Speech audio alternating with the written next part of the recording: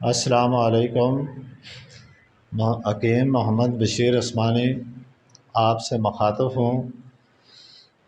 کل میں نے آپ کو اپنے ویڈیو میں شہد اور زیتون کے بارے میں کچھ باتیں بتائی تھیں، تو اسی ترتیب سے میں آپ کو مختلف اپنی ویڈیو میں مختلف چیزیں بتاتا ہوں۔ پہلے میں نے آپ کو پارٹ 1 بتایا تھا، اس میں بہت ساری ایسی چیزیں بتائی تھی جس کا علاج زیتون کے تیل سے اور شہد سے ہوتا ہے۔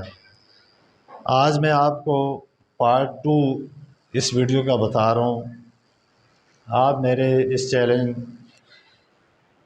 کو سبسکرائب کریں، شیئر کریں اور اس ویڈیو کو آگے لوگوں تک پہنچائیں، تاکہ جتنا لوگوں تک یہ بات میری پہنچے گی تو وہ اپنی مختلف بیماریوں کا بآسانی سے علاج کر سکیں گے۔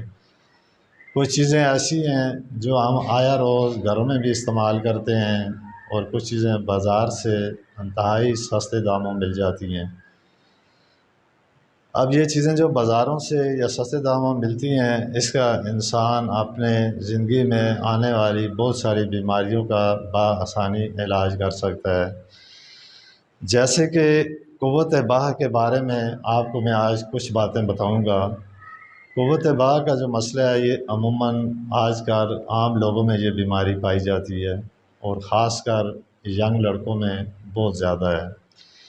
اس سے بعد میں انسان کو شرمندگی اٹھانی پڑتی ہے، تو بہتر یہ ہے کہ آپ اس کا علاج پہلے سے کروا لیں، تاکہ آنے والے وقت میں آپ کو کوئی شرمندگی نہ اٹھانی پڑے۔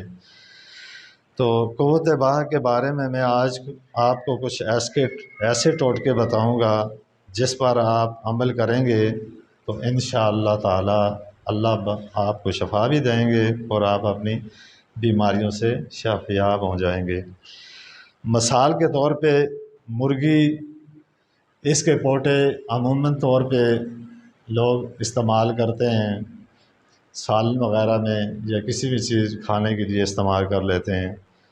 تو مرغی کے پوٹے آپ صاف کر کے اس کو روغن زیتون میں بھون کر، جس کو ہم پکانا کہتے ہیں، پکا کے حسب پسند اس میں آپ نمک اور مرچی بھی ڈال سکتے ہیں۔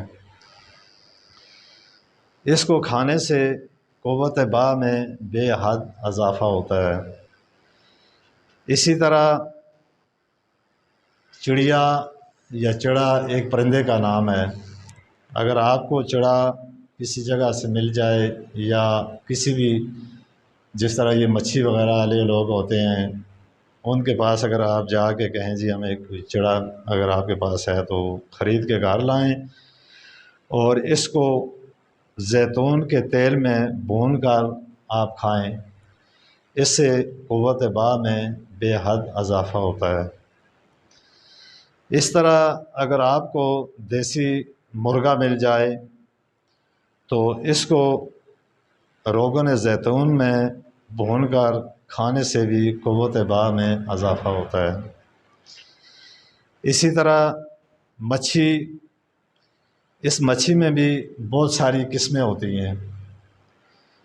آپ ایک مچھی ہے جس کا نام عام مچھی ہے، اس کو روغن زیتون میں تل کر کھائیں، یہ قوت باہ کے لیے بے حد مفیز ہے۔ اسی طرح مرغی کے آپ انڈے لیں، اگر بازار والے انڈے لے لیں وہ بھی صحیح ہے۔ اگر آپ نے اپنے گھر میں مرغیاں وغیرہ رکھی ہوئی ہیں، دیسی مرغی کے انڈے مل جائیں تو یہ بہت ہی بہتر ہے۔ اگر نہ بھی ملیں، آپ کو گھر میں کسی مرغیاں نہیں رکھی ہوئی اگر آپ نے، تو یہ چیزیں بھی بازار میں آسانی سے مل جاتی ہیں۔